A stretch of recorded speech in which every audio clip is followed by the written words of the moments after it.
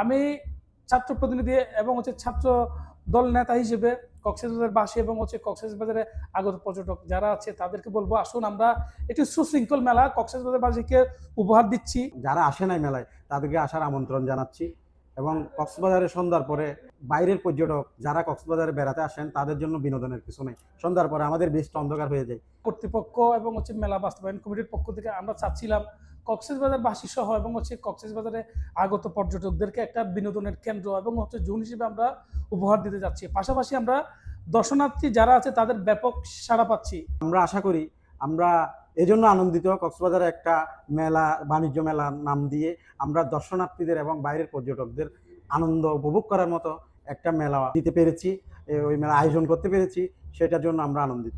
এবং এই মেলা এমন একটি মেলা যেখানে কোনো বিশৃঙ্খলা নাই, কোনো চিন্তায় অথবা চুরি হওয়ার কোনো সম্ভাবনা নাই। অতীতের তুলনায় আমাদের এই মেলাটা আনুষ্ঠানিকভাবে শুভ উদ্বোধন যখন করছি তখন স্মরণকালের শ্রেষ্ঠ মেলা হিসেবে আমরা কক্সবাজারবাসীকে উপহার দেওয়ার প্রত্যয়ে আমরা এই মেলাটা বাস্তবায়ন করে যাচ্ছি।